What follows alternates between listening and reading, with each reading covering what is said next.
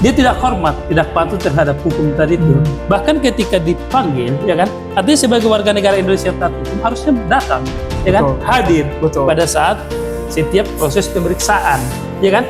Namun nyatanya yang bersangkutan kan malah artinya seakan-akan meremehkan, ya kan. Artinya dia tidak mengacukan. Ketika seseorang itu dipanggil, dimintai keterangan, harus patuh dengan hukum. Apabila dia tidak hadir, tentu ada konsekuensi hukumnya. Ya kan, seperti yang disampaikan, bahwasanya penyidik itu memiliki hak subjektif untuk menahan seseorang, termasuk ketika seseorang itu tidak kooperatif. Gitu. Artinya tadi dia tidak kooperatif, diduga melarikan diri, menghilangkan barang bukti, atau mengulangi lagi perbuatannya.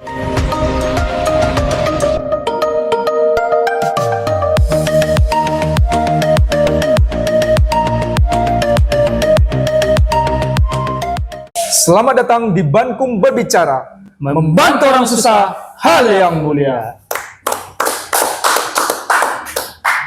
Ya, kembali lagi bersama kami di sini di YouTube channel Bankum Berbicara, membantu orang susah hal yang mulia. Ya, di video kali ini seperti yang sahabat lihat saat ini, saya tidak sendirian. Saya selalu ditemani oleh dan kita selalu ditemani oleh Bung Dr.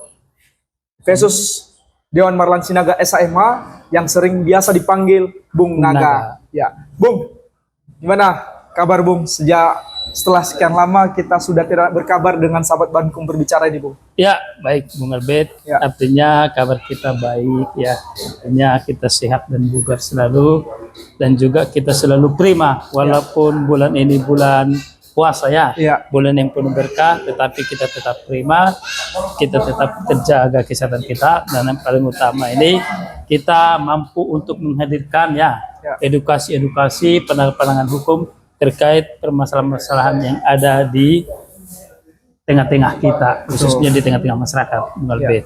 Kalau Bung Albert, bagaimana kabar? Ya, puji Tuhan, alhamdulillah, ya. Seperti yang sahabat lihat saat ini, saya dan juga Bung Naga dalam keadaan sehat jasmani maupun rohani. Ya, walaupun tadi kita sedang berada di bulan puasa, artinya kita tetap semangat, ya Bung, ya. Tetap memberikan edukasi seperti yang Bung Naga sampaikan tadi, bahwa kita tidak bosan-bosannya memberikan edukasi wawasan seputar hukum.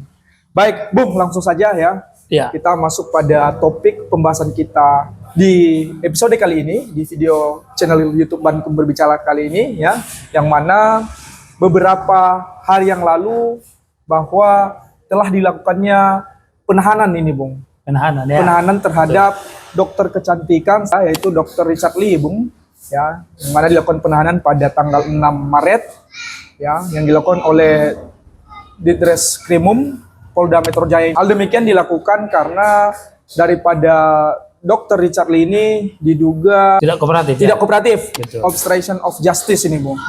Dan juga beberapa kali mangkir, ya, setelah ada panggilan resmi, kemudian daripada Dr. Richard Lee ini tidak mengindahkan panggilan tersebut dan malah live TikTok ini, Bung.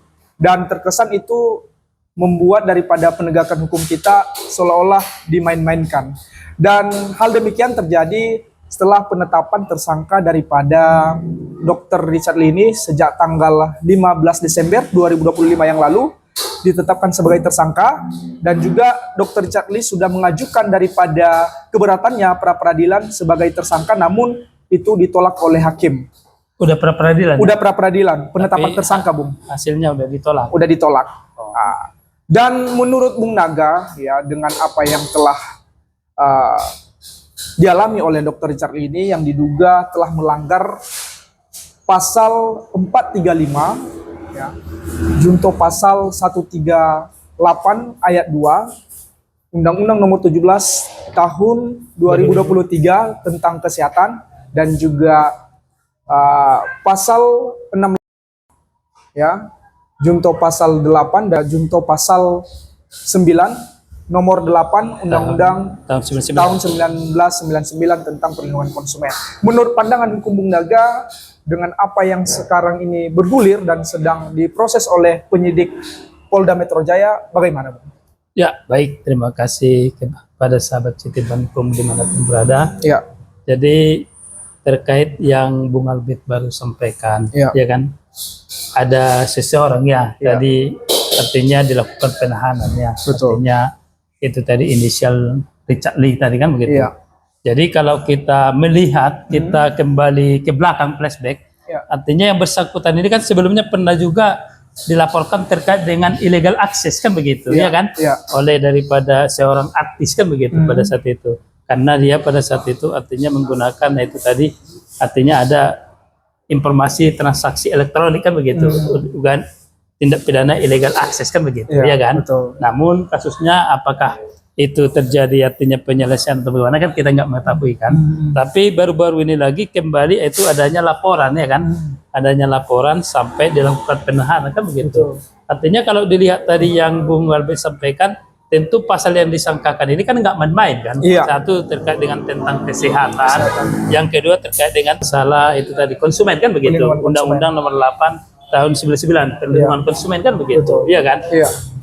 Ya, apa yang dilakukan daripada tim penyidik, tentu kan dia melihat, melihat bahwasannya seseorang ini tadi kan dilihatnya tidak kooperatif. Artinya kita melihat seakan-akan tidak menghargai proses hukum kan begitu. Betul. Pada saat dipanggil, ternyata dia artinya itu melalaikan kan begitu. Ya. Karena kalau berbicara dengan di KUHP, tentu kan ada beberapa alasan daripada penahanan kan begitu. Pertama, yaitu perkara yang artinya ancamannya di atas 5 tahun kan begitu. Betul. Yang kedua kan begitu, artinya tadi itu bahwasannya kan ada alasan subjektif juga, termasuk bahwasannya dia itu tadi tidak kooperatif. Artinya diduga bisa melarikan diri, menghilangkan barang bukti, mengulangi lagi perbuatannya dan lain sebagainya kan, itu lagi kembali kepada penyidik kan untuk melihat hal ini. Tapi apa yang dilakukan penyidik ini salah satu bentuk untuk penyelesaian perkara kan begitu. Sehingga itu tadi tercipta keadilan bagi daripada pelapor dan juga ada kepastian hukum daripada yang si terlapor. Dalam hal ini tersangka kan gitu. Karena ketika seseorang sudah dilakukan penahanan, ya kan, penahanan itu adalah penempatan seseorang untuk sementara waktu, ya kan, baik di rutan, ya kan, itu untuk 20 hari ke depan begitu, ya kan. Artinya itu ketika seseorang ditahan itu maka harus dilakukan pemeriksaan. Artinya ini untuk mempercepat daripada proses daripada perkaranya tersebut kan gitu. Namun yang kita perlu perhatikan bahwa karena ini tadi menyangkut kesehatan, tentu kan banyak yang dirugikan ini kan begitu. Ya, termasuk konsumen-konsumen yang selama ini menggunakan, memakai jasa kan begitu atau produk daripada orang tadi tersebut kan, ini kan bisa dirugikan kan begitu. Maka dengan adanya laporan ini, tentu daripada pihak kepolisian mengambil respon cepat, reaksi cepat, sehingga ini menjadi, jangan sampai menjadi artinya bias kan begitu. Jangan sampai menjadi ada artinya jadi perbincangan-perbincangan yang tidak jelas muaranya kan begitu. Jadi ketika dilakukan penahanan, nanti selanjutnya dilakukan pemberkasan, ya kan, proses pemberkasan dikirim kepada kejaksaan, setelah itu langsung dilakukan itu namanya dilimpahkan ke pengadilan, sehingga di situ akan menciptakan itu adanya keadilan dan juga kepastian hukum. Karena yang sekarang ini yang dikejar keadilan bagi konsumen yang dirugikan dan juga adanya kepastian hukum bagi yang tersangka atau terlapor kan begitu, Bung Albert. Artinya dua hal ini tidak boleh terpisahkan. Tapi ketika ada dia pertentangan antara keadilan dan kepastian hukum, maka yang harus diutamakan adalah keadilan. Itu sudah jelas, Bung Albert. Ya, jadi makanya itu kita apresiasi daripada penyidik, pihak kepolisian yang langsung itu tadi gerak cepat ya, langsung melakukan penahanan kepada yang bersangkutan. Apalagi tadi itu diduga yang bersangkutan ini terkesan tadi itu bermain-main ya, meremehkan daripada hukum. Karena sebelumnya juga pernah kejadian di Padang ya pada saat itu, yang membuat adanya dugaan apakah itu laporan palsu atau bagaimana kan begitu pada saat itu. Namun itu kan tidak artinya kita tidak melihat proses kelanjutannya bagaimana, Bung Albert. Jadi ini salah satu bentuk daripada upaya paksa yang dilakukan daripada pihak kepolisian, sehingga jelas artinya tadi itu tercipta keadilan dan juga kepastian hukum. Mungkin begitu, Bung Albert. Ya, baik. Kita kembali mungkin daripada sahabat Bankum berbicara, bertanya-tanya, ini obstruction of justice ini bagaimana sih? Kenapa hal demikian bisa langsung dengan cepat melakukan penahanan terhadap Dr. Charlie? Baik, artinya ketika kita berbicara soal proses pidana, ya kan, proses daripada alur pidana, tentu kan dimulai daripada laporan. Artinya setelah itu dilakukan yaitu penyelidikan kan begitu, ya kan? Kecuali dalam hal tertangkap tangan, pasal 40 KUHP baru kan begitu. Itu ada 4 hal kan diatur di situ. Artinya ketika dimulai dengan penyelidikan, dari penyelidikan ya ditemukan ada namanya unsur daripada pidana, ya artinya perkara tersebut bisa ditingkatkan jadi penyidikan. Betul. Ya tentu setelah itu dilakukan serangkaian penyidikan juga guna menemukan tersangka kan gitu. Ya. Artinya setelah itu, artinya ketika seseorang itu ditetapkan sebagai tersangka, itu kan minimal 2 alat bukti. Ya. Kalau berbicara 2 alat bukti sesuai dengan KUHP kita ada di pasal 235, ya. Di pasal 235 di KUHP baru kan itu ada beberapa ada alat bukti ya kan, yang dinyatakan alat bukti termasuk barang bukti juga sudah masuk ya kan, keterangan daripada saksi, ahli, ya, surat, terdakwa, baru tadi terkait dengan tadi itu elektronik, ya kan, dokumen elektronik, ya kan.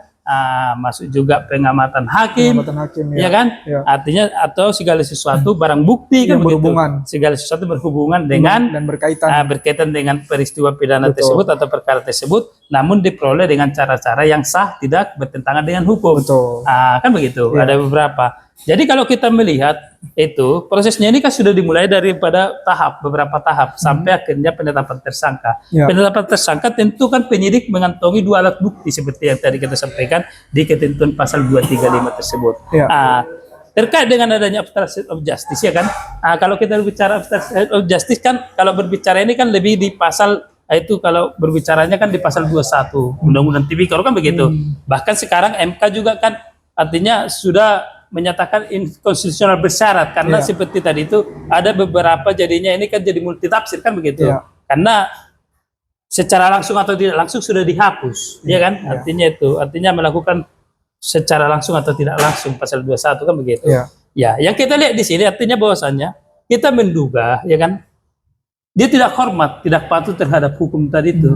Bahkan ketika dipanggil ya kan, artinya sebagai warga negara Indonesia yang taat hukum harusnya datang, ya kan, hadir pada saat setiap proses pemeriksaan, ya kan. Namun nyatanya yang bersangkutan kan malah artinya seakan-akan meremehkan, ya kan. Artinya dia tidak mengacukan begitu, tidak mengindahkan, mengacukan kan begitu, ya kan. Sehingga di sini terkesan bahwasanya jangan sampai nanti menjadi persepsi miring di masyarakat, sehingga jangan sampai ada pomeo, ya kan.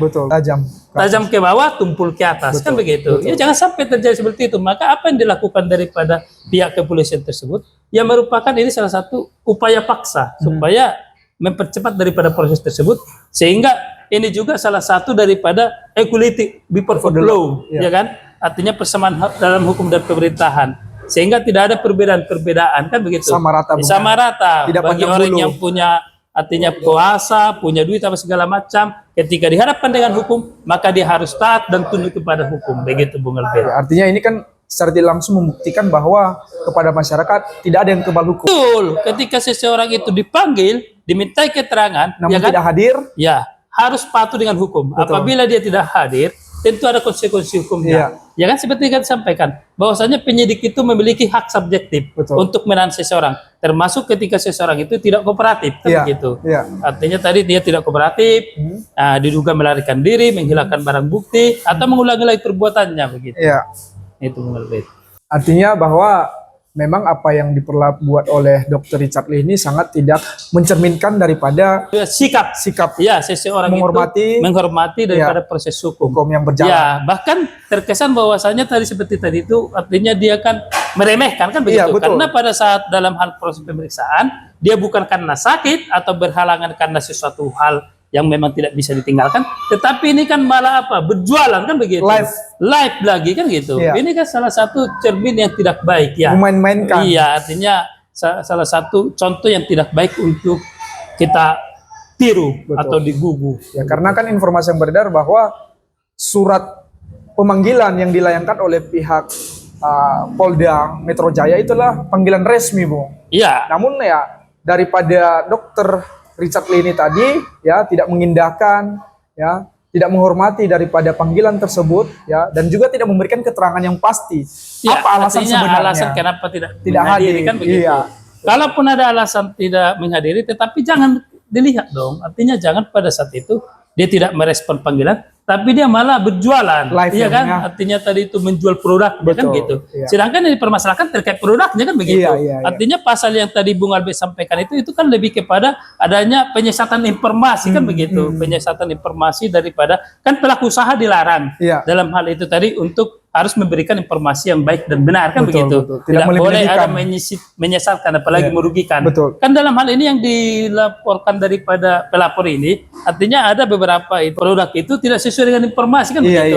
Nah, termasuk juga di Undang-Undang Kesehatan bahwasanya diduga kan tidak sesuai dengan tadi itu standar kesehatan kan gitu, yang dia ditentukan daripada instansi yang berwenang, dalam hal ini Balai POM kan, karena kalau dibiarkan terus ini sama merugikan kan begitu, karena kita nggak mengetahui zat apa di dalamnya kan begitu, dan efek apa yang akan diakibatkan ke depannya kan begitu. Makanya kembali lagi supaya ini diungkap tuntas dan bukan hanya kepada dokter Richard Lee, tetapi kepada semua yang sekarang ini artinya itu pelaku usaha yang bergerak dalam bidang kosmetik kan begitu. Kosmetik, kecantikan kan atau sejenisnya begitu. Jangan sampai nanti ini menjadi artinya merugikan banyak orang. Karena selama ini juga ada beberapa kejadian seperti yang di Makassar, yang ada seorang itu yang pelaku usaha yang dia itu diduga bahwasanya mengandung merkuri, zat berbahaya kan.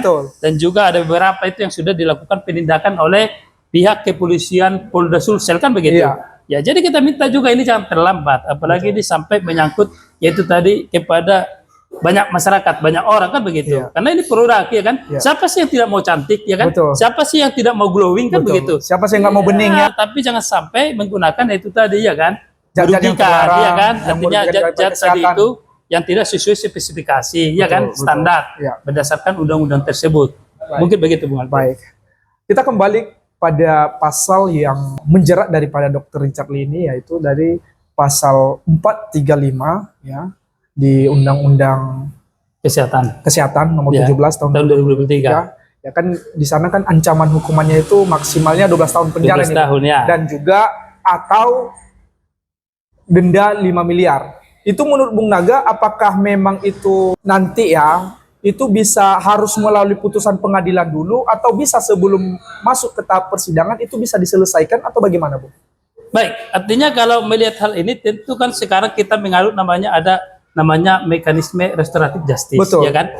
Artinya ketika contohnya tadi itu ada pemulihan terhadap pelapor itu tentu bisa dilakukan, ya kan? Tetapi dalam hal ini untuk menentukan tadi daripada denda putusan tersebut tentu kan harus melalui suatu putusan pengadilan kan begitu.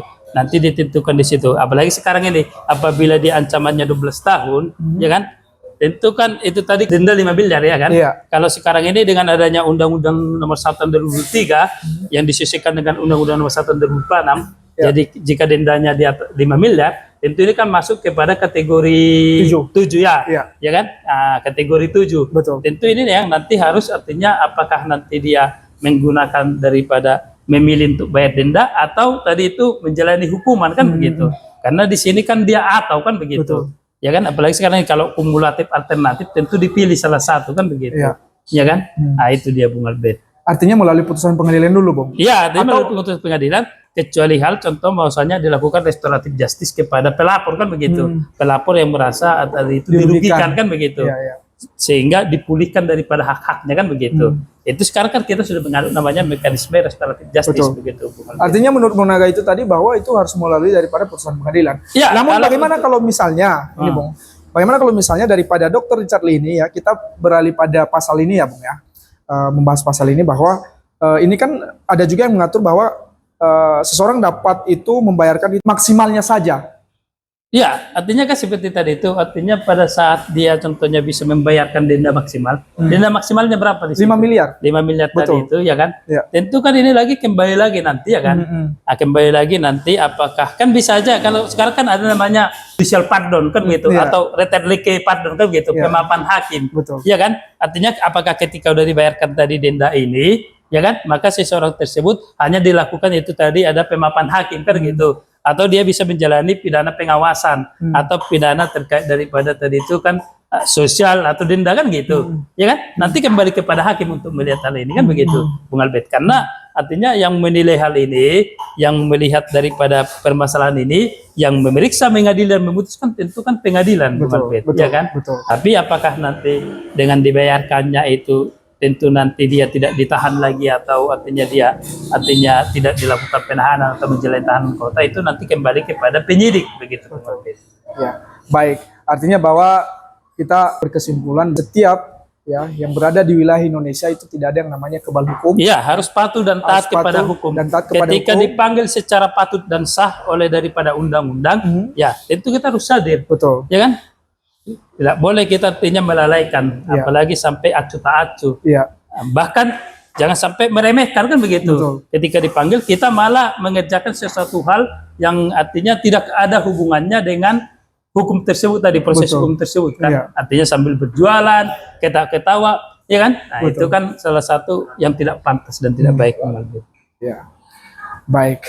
Terima kasih Bung telah Siap. memberikan kita kesana berpikir mengenai permasalahan hukum yang dialami oleh salah satu dokter kecantikan yaitu Dr. Richard Lee yang sedang mengalami permasalahan hukum yang saat ini sedang diproses.